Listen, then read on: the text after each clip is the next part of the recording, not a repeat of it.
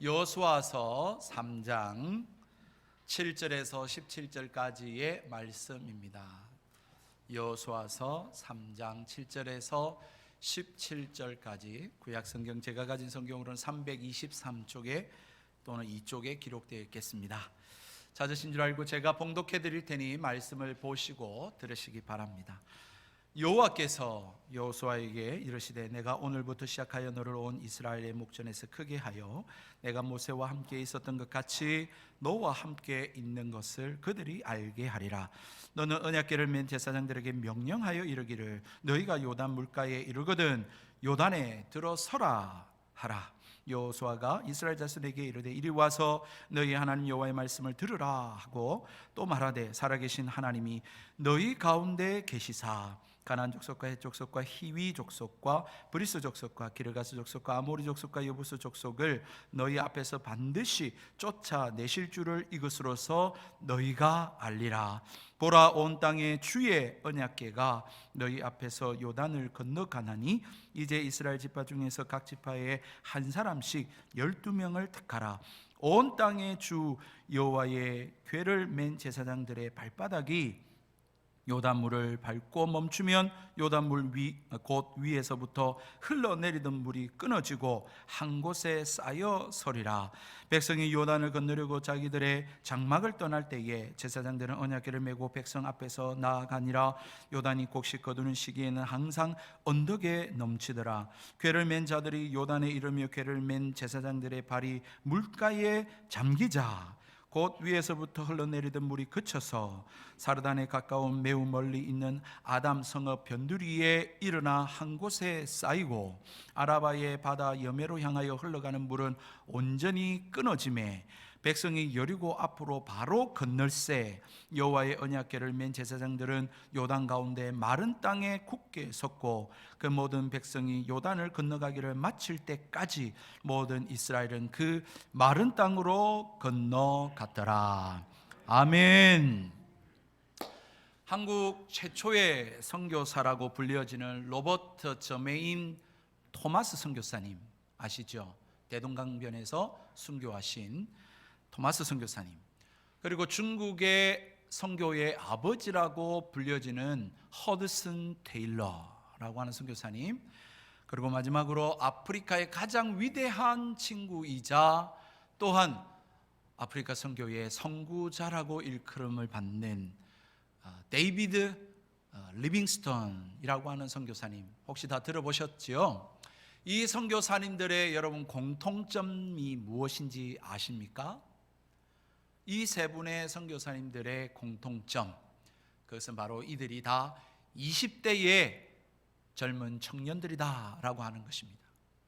뿐만 아니라 하나 더 있습니다. 이들은 20대에 장래가 촉망되던 미래가 밝았던 자들이 바로 이 세 분의 선교사님이었습니다. 뿐만 아니라 하나 더 하겠습니다. 이분들의 세 분 다 모두 다 20대의 선교사요, 장래가 촉망되던 선교사님들이요, 뿐만 아니라 그들이 섬겼던 선교지에서 생명을 드린 선교사님들이었습니다. 여러분, 이들이 장래가 촉망되던 사람들이에요. 그냥 할 일 없어서 선교지로 간 사람들이 아니라 유수 대학을 나오고 또한 장래가 촉망되고 미래가 밝았던 그런 젊은 청년들이 왜 사랑하는 가족을 떠나 편안한 생활을 버리고 모든 사람들이 바라는 그런 안락한 삶과 그리고 안전의 삶을 놓아두고 그 밝았던 미래를 두고 그렇게 가난과 질병과 위험이 가득한 그런 삶을 선택할 수 있었을까요? 도대체 무엇이 이들로 하여금 그렇게 촉망내던 미래를 놔두고 안락한 삶, 모두가 바라는 그 안전의 삶을 놓아두고 고난과 환난의 길을 지나서 하나님 나라와 복음을 위한 그런 헌신과 도전의 삶으로 이끌었을까요? 도대체 무엇이 그들로 하여금 그렇게 헌신하게 만들었을까요?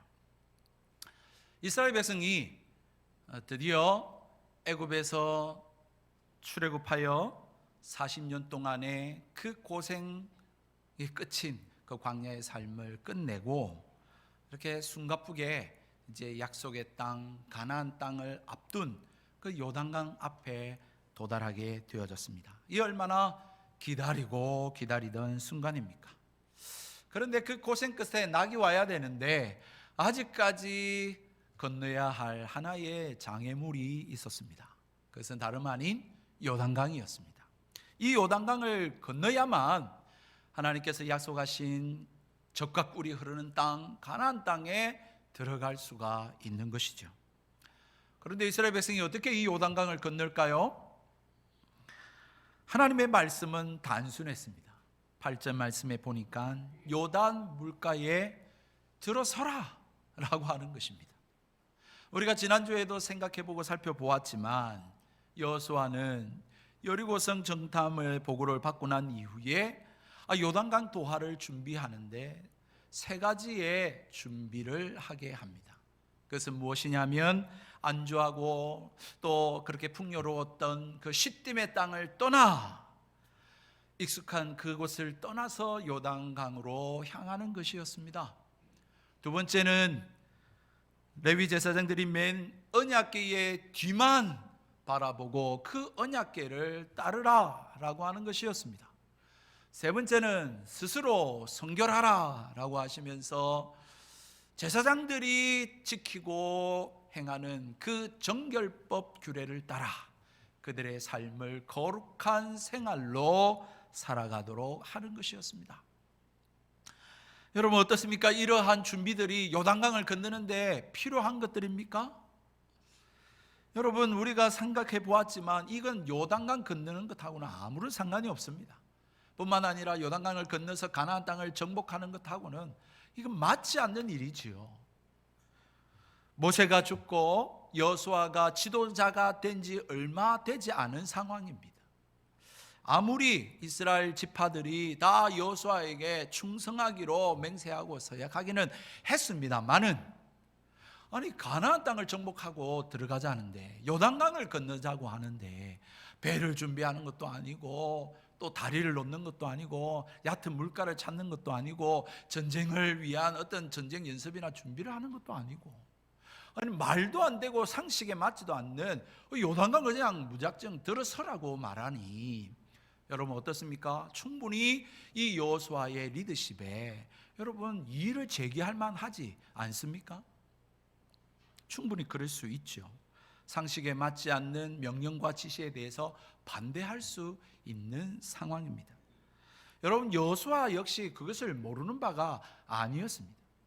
여러분 오늘 15절에 보니까 요단이 곡식 거두는 시기에는 항상 언덕에 넘치더라 그렇게 말씀해 놓고 있습니다. 지금 그들이 건너야 되는 요단강이 잔잔한 쉴만한 그런 시냇물이 아닙니다. 넘실거리는 강입니다. 이스라엘의 강우량이 1년 중 가장 많은 시기가 이 지금 곡식을 거두는 시기, 여기서 곡식은 보리를 말하는데요, 보리를 추수하는 시기가 가장 강우량이 많은 때입니다.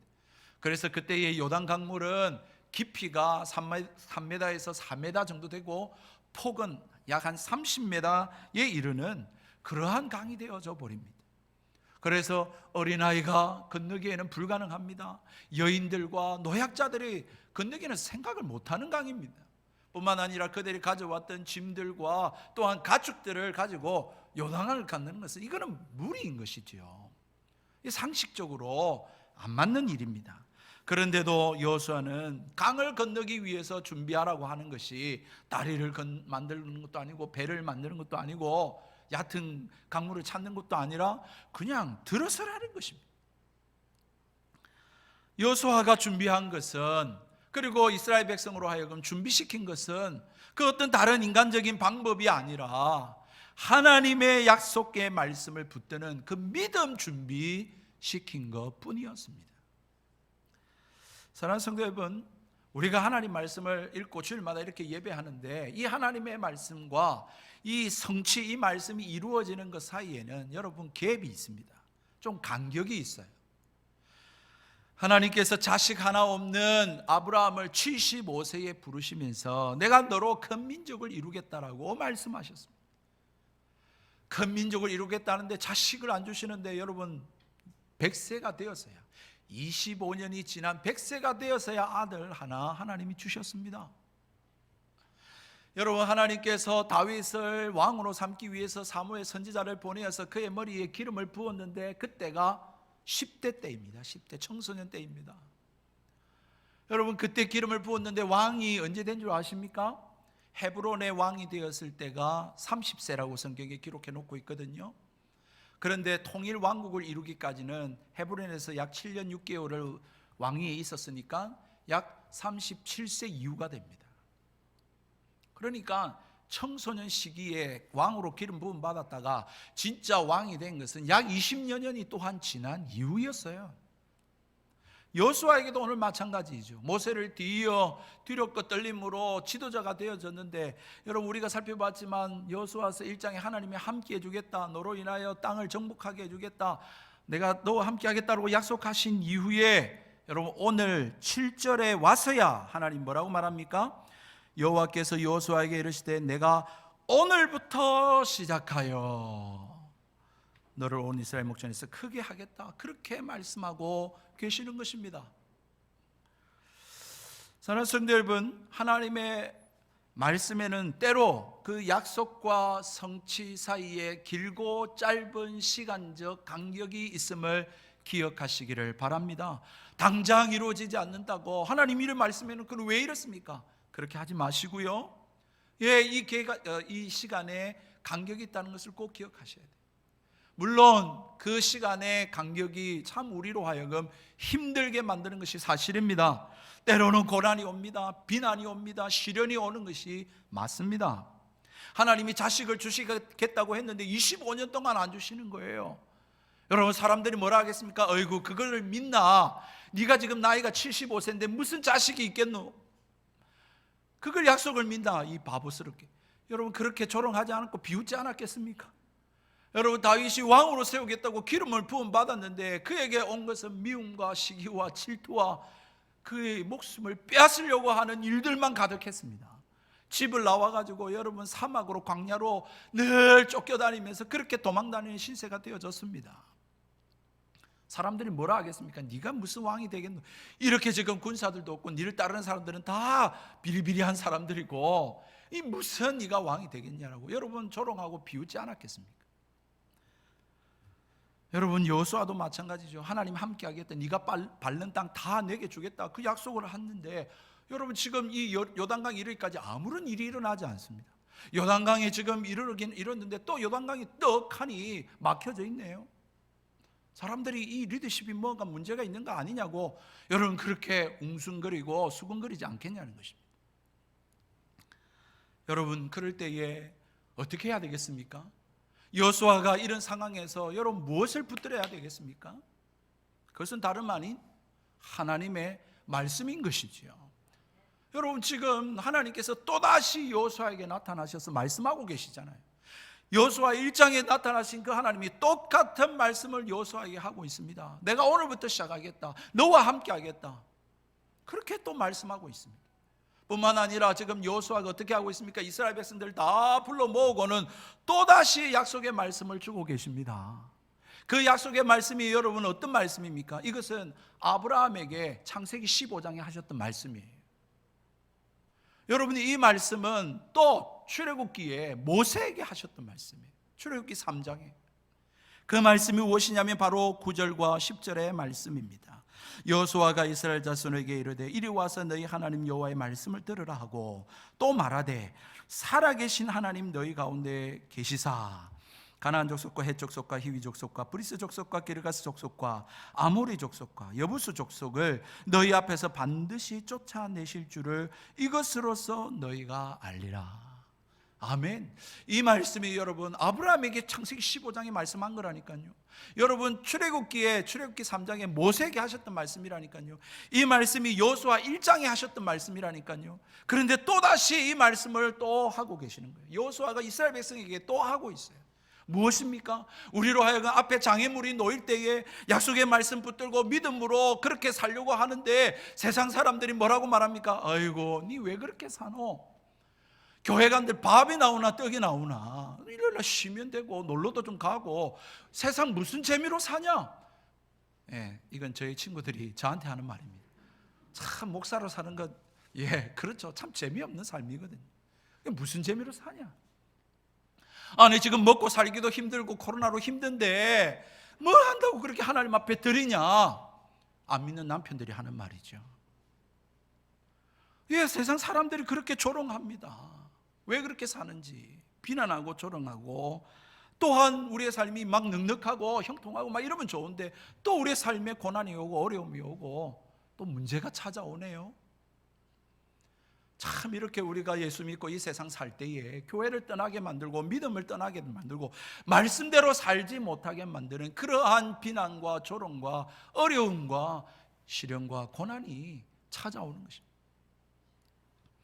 그럴 때 여러분 무엇을 붙들어야 됩니까? 하나님 약속을 붙들어야 되는 것입니다.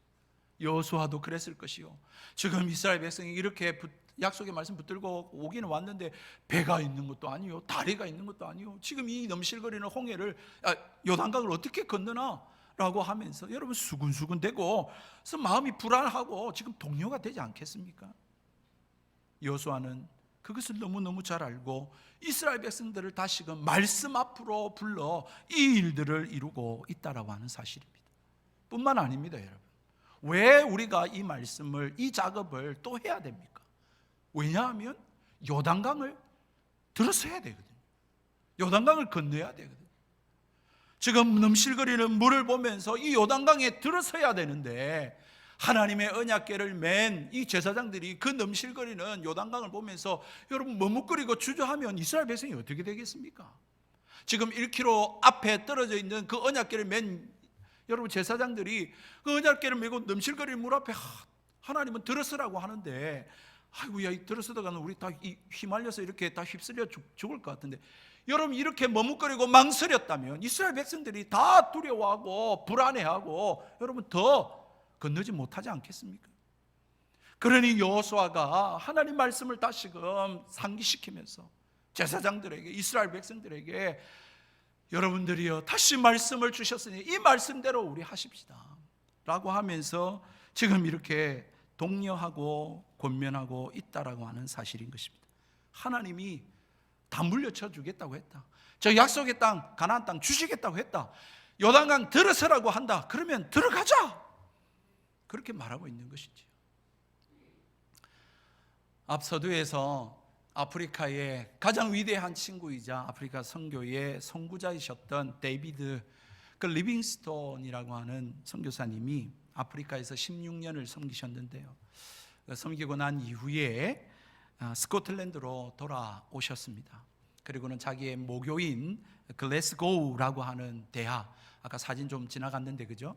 그 글래스고우라고 하는 대학에서 강의를 부탁을 받아들였습니다. 그때의 이 선교사님의 몰골은 어떻겠습니까? 16년 아프리카에서 생활하시고 요즘처럼 뭐 시설이 좋은 때가 아니니까요. 그때 사자에게 물린, 그래서 쓸 수 없게 된 그런 팔 하나를 두고, 그리고 아프리카의 그 열대병들로 인해서 수없이 죽을 고생을 한 그러한 고생의 영역들이, 고난의 그 얼굴들이 그 역력했던 것이죠. 뿐만 아닙니다. 선교에는 하나도 도움이 안 되는 영국에서 온 그 노예 상인들을 막 싸우고 쫓아내느라고 선교사님들이 그들에게 또 시간 다 보내시고 그러시면서 정말 그의 얼굴은 햇빛에 그을린 검은 얼굴들과 그리고 깊은 주름에 패여 있는 그러한 모습이었습니다. 이 선교사님이 이제 자기의 16년의 그 아프리카의 선교 사역에 대한 이야기를 하는데, 이 학생들이 들어보니까 이거 보통뿐이 아니거든요. 그래서 깊은 침묵으로 그의 강의에 경청하고 있을 때였습니다. 리빙스턴 선교사님이 그 학생들에게 질문합니다. 여러분, 저의 이 나그네의 삶이 가져다 준 외로움과 고통과 또 어려움 속에서도 저를 붙들어준 힘이 무엇인지 아십니까? 그렇게 물으시면서 답합니다. 그것은 다름 아닌 하나님의 약속이었습니다. 가장 고결하고 영광을 지니신 귀한 분의 말씀, 보아라 내가 세상 끝날까지 너와 항상 함께 있을 것이라 라고 하는 바로 그 약속이었습니다 라고 말씀을 한 것입니다. 선교사님 다시가 아프리카로 떠나 아프리카 잠비아에서 그의 생을 마감하셨는데요, 그의 침대 옆에 이렇게 앞으로 이렇게 기대어 무릎을 꿇고 기도하는 그런 모습으로서 발견되셨습니다.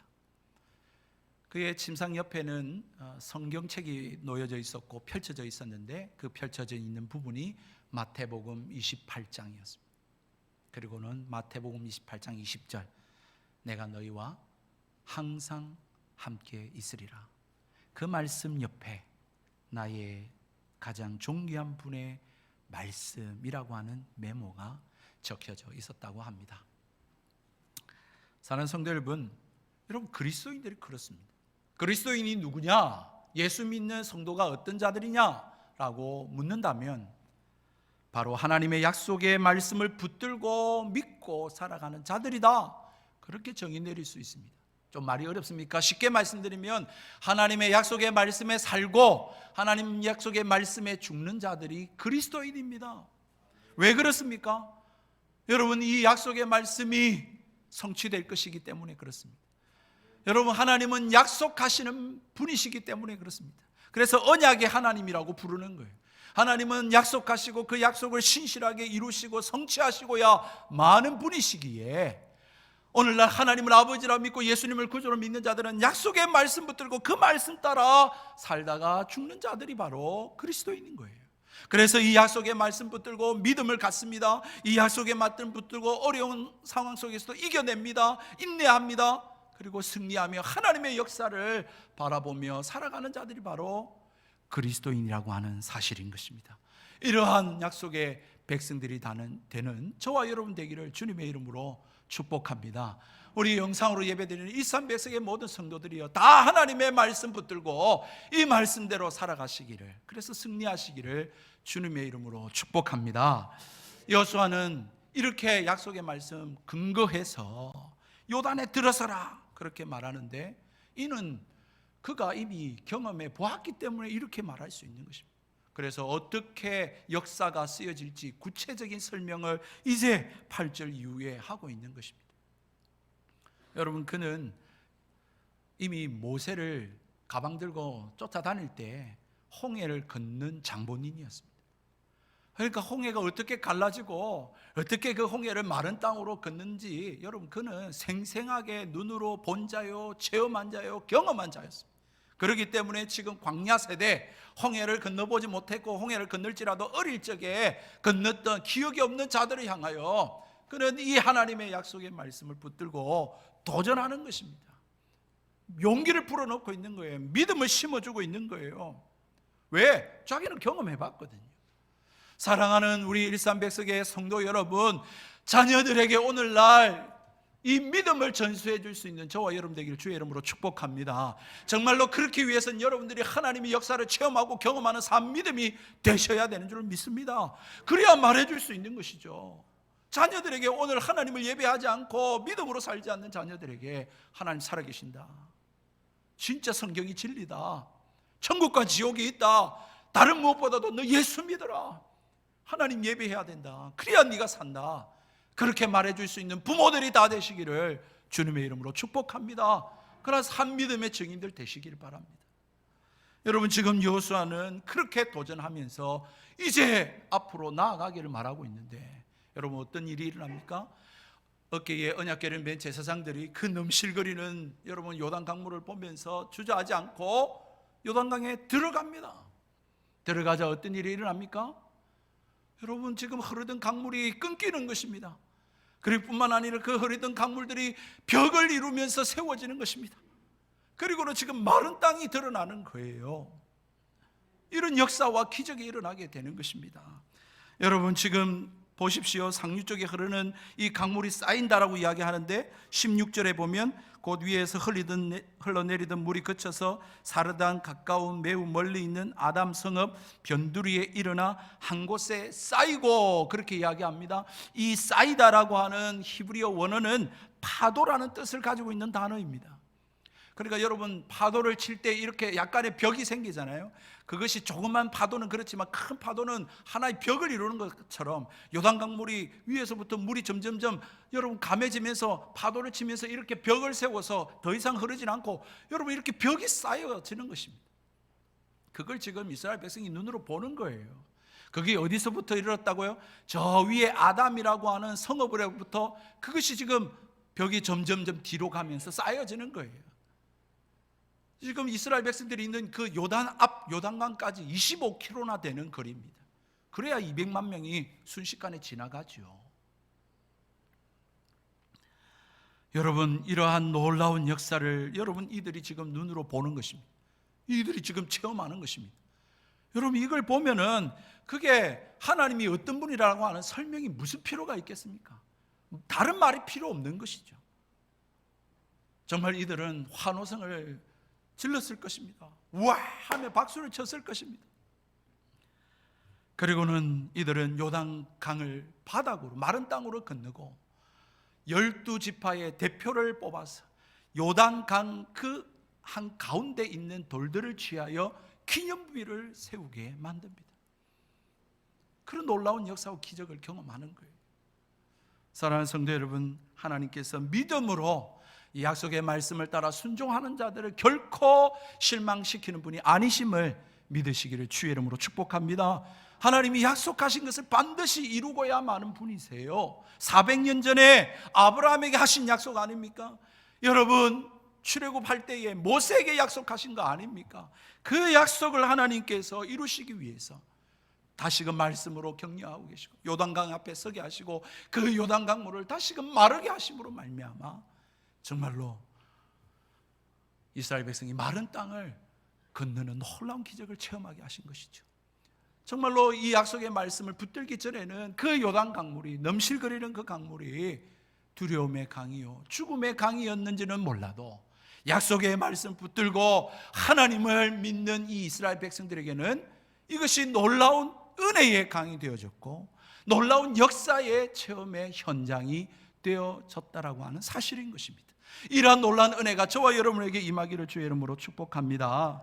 이 놀라운 체험으로 말미암아 여러분 그 강을 건넌 이후에 난공불락의 성이라고 불려지는 여리고성을 여러분 두려워하지 않고 여러분 격파할 수 있는 믿음이 생긴 것 아니겠습니까? 그들이 무슨 무기가 있었습니까? 무슨 전략이 있습니까? 그럼에도 불구하고 요단강을 건너서 여리고성으로 진격할 수 있는 거죠. 이걸 체험했으니까, 눈으로 목격했으니까. 정말로 여러분 이 강을 건널 때에 이스라엘 백성들의 이 마음이 어땠겠습니까? 흥분이 안 됐겠습니까? 와, 우리 하나님 위대하신 하나님, 그 뜨거운 은혜가 넘치는 그런 생수의 강이 넘치는 그런 심령들이 되지 않았겠습니까? 이러한 은혜가 저와 여러분에게 임하길 축복합니다. 그런데 여러분, 이 역사와 이 믿음이 쓰여지기 위해서 여러분은 어떤 작업이 필요했습니까? 어떻게 이 역사와 이 놀라운 기적이 일어나게 됐죠? 여러분, 너무나도 단순합니다. 오늘 그 말씀은 15절입니다. 15절에 요단이 곡식 거두는 시기에 항상 언덕이 넘치더라. 궤를 맨 자들이 요단에 이르며 궤를 맨 제사장들의 발이 물가에 잠기자. 그렇게 이 잠그자 놀라운 역사가 일어나고 기적이 일어난 건데요, 여기서 여러분 잠기자라고 하는 이 단어는 히브리어로 잠깐 담그다라고 하는 뜻입니다. 여러분, 큰 일이 필요한 게 아니에요. 큰 일을 해야 되는 게 아니에요. 발에 담그기만 하면, 잠깐이라도 담그기만 하면 그때부터 역사가 일어나는 거예요. 여러분, 하나님이 우리에게 말씀하시는 것이 그렇게 어렵고 복잡한 일인가요? 이해가 잘 안 돼가지고 많은 설명을 해야지만 우리가 순종할 수 있는 일인가요? 그렇지 않잖아요. 우리 하나님께서 우리에게 말씀하시는 그 말씀 보면 굉장히 단순해요. 주의를 거룩히 지키라, 그거 아닙니까? 여러분, 말씀을 주야로 묵상해라. 쉬지 말고 기도해라. 범사에 감사하라. 이웃을 내 몸과 같이 사랑하라. 10개 중에 하나 11조로 하나님 앞에 드리라. 예수님 자랑하고 이 복음을 듣든지 아니 듣든지 전하라. 여러분, 여기에 무슨 이해가 필요합니까? 무슨 복잡한 설명이 필요한가요? 그렇지 않는 거예요. 그런데도 왜 우리가 이렇게 순종하며 살지 못합니까? 이렇게 하나님 말씀대로 살다가는 망할 것 같거든요. 죽을 것 같거든요. 이렇게 살면 재미없거든요. 여러분, 우리가 이 요단 강물에, 넘실거리는 강물에 발을 담그라 그러는데 그걸 망설이는 거예요. 그걸 주저하고 있는 거예요, 우리가. 예, 맞죠. 친구들의 말이, 야, 너 무슨 재미로 사나? 술도 안 마시고 일요일날 놀러도 안 가고 맞죠. 지금 먹고 살기도 힘들데 뭐 한다고 그 교회에다 돈 갖다 바치냐? 맞는 말이죠. 갖다 바치면 굶어 죽을 것 같고 망할 것 같거든요. 여러분, 성경 읽고 기도할 시간 어디 있나? 지금 땀 흘려 일해야지. 그런 생각이 들거든요. 그러니까 발을 내딛지 못하는 거예요. 1678년 출판된 존 버년이라고 하는 분이 쓰신 철로 역정이라고 하는 책 잘 아시죠? 이 크리스찬이라고 하는 사람이 장망성이라고 하는 도시에서 이제 천성으로 향하여 그렇게 나아가는 순례의 길을 담아놓은 책입니다. 그런데 그 마지막 부분에 마지막으로 건너야 할 강에 대한 이야기가 나옵니다. 이제 저 앞에 천성이 보입니다. 이제 그런데 그 앞에 강이, 넘실거리는 강이 있는 거예요. 크리스찬이 이 강을 건너야 되는데 그 옆에 소망이라고 하는 친구와 그 강 앞에 놓이게 되어졌습니다. 그 강 건너편에는 두 사람의, 먼저 건넌 사람이 이야기합니다. 여러분, 이 강을 건너셔야만 합니다. 이 강을 건너야지만 저 천성을 향할 수 있습니다. 좌로나 우로나 봐도 다리도 없고 배도 없습니다. 그렇게 이야기하자 이 크리스찬이 묻습니다. 예, 이 강을 건너야 되는 거 알겠는데 이 강이 깊습니까? 얼마나 깊습니까? 그렇게 물으니 이들이 이렇게 대답합니다. 당신들이 천성의 임금님을 얼마나 믿느냐에 따라 더 깊어질 수도 있고 더 얕아질 수도 있습니다. 너무 놀랍지 않습니까? 저 천성에 계신 하나님을 어떻게 믿느냐에 따라 그 강물이 깊어질 수도 있고 얕아질 수도 있다는 거예요. 이 말을 들은 크리스찬과 소망이 이제 물로 들어섭니다. 요단강처럼 쫙 갈라지면 좋겠는데 들어서고 이제 깊이 나아갈수록 머리까지 잠기는 거예요. 그러면서 넘실거리는 그 물 앞에, 칠흑 같은 그 어둠 앞에 공포가 덮쳐옵니다. 그리고는 정신을 잃을 지경입니다. 그러면서 지나온 사람들이 막 스쳐가는데 자기가 지은 죄, 불순종한 죄, 믿음이 없었던 그런 모습들이 막 지나가면서 여러분, 그 가운데서 지금 나쁜 환상에 사로잡혀서 지금 떠밀려가고 있는 상황인 것입니다. 그때에 옆에 있던 소망이라는 친구가 그를 붙들어주며 격려하며 이렇게 말합니다. 크리스천, 이 강을 건널 때에 당신이 느끼는 불안과 고통은 하나님이 당신을 버렸다는 표시가 아니라 당신이 지나온 삶 속에서 받은 하나님의 선하신 은혜를 어떻게 기억하는지, 그리고 슬픔과 고난의 때에 그분을 의지하는지 시험하려는 것입니다. 아멘이죠. 여러분들 앞에 다가오는 그 장애물로 인하여 생겨나는 두려움, 염려, 걱정, 근심, 여러분, 그것은 하나님이 여러분을 버리셨거나 떠나셨다는 뜻이 아니라 얼마나 내가 그 하나님의 은혜를 붙들고 있는가, 얼마나 하나님 의지하는가 라고 하는 것을 묻는 시험이라고 하는 것이죠. 여러분, 이 크리스찬에게 소망을 줍니다. 기운을 내십시오. 예수님께서 당신을 온전하게 하실 것입니다. 그 격려를 듣자 크리스찬이 정신을 차립니다. 그리고는 외칩니다. 하나님의 말씀을 외칩니다. 내가 물 가운데 지날 때에 내가 함께 할 것이라, 강을 건널 때에 물이 너를 침몰하지 못할 것이라 라고 하는 이사야 43장 2절의 말씀을 그는 기억하고 외쳤던 것입니다. 그리고는 정신을 차리고 힘을 얻어 발을 내딛고, 그래서 다시 한 번 더 그 강을 지나 천성에 이르러 하나님과 천사들의 그 영광의 자리에 참여할 수 있게 되었다라고 하는 그런 이야기가 기록되어져 있습니다. 사랑하는 성도 여러분, 말씀을 맺겠습니다.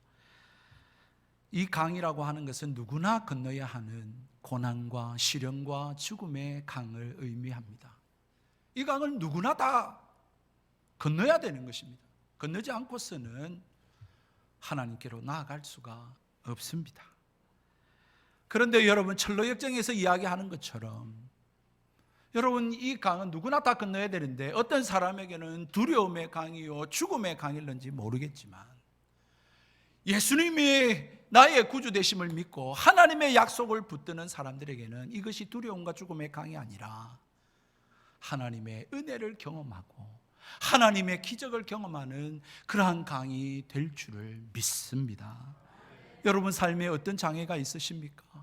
여러분 세상으로부터 어떤 소리를 듣고 계시고 어떤 어려움을 겪고 지나고 계십니까? 그게 넘실거리는 요단강물 같지는 않습니까? 거기를 지나가라고 말씀하시는데 지나가기를 주저하고 두려워하며 망설이고 계시지는 않습니까? 다시 한 번 더 말씀으로 돌아가는 저와 여러분 되기를 주의 이름으로 축복합니다. 단순한 하나님의 말씀 붙들고 단순하게 이 말씀대로 순종하며 살아가실 수 있는 저와 여러분 되기를 주님의 이름으로 축복합니다. 그래서 정말로 하나님이 어떻게 내 삶 가운데 역사하시는지를 체험하고 경험하는 삶 믿음에 우리 300석의 성도님들이 다 되시기를 주님의 이름으로 축복합니다. 마지막으로 데이비드 리빈스턴 선교사님이 그 글래스고 학생들에게 질문했던 질문으로 마칠까 합니다. 사랑하는 성도 여러분, 이 땅 위에 살아가는 그리스도인들이 살아갈 때에 만나는 그 장애물과 그리고 그리스도인이 살아갈 때에 만나는 그 외로움과 고통과 어려움 속에서 우리를 붙들어줄 힘이 무엇인지 아십니까? 다시금 말씀을 붙드시고 약속의 땅으로 나아가실 수 있는 저와 여러분 되기를 주님의 이름으로 축복합니다. 우리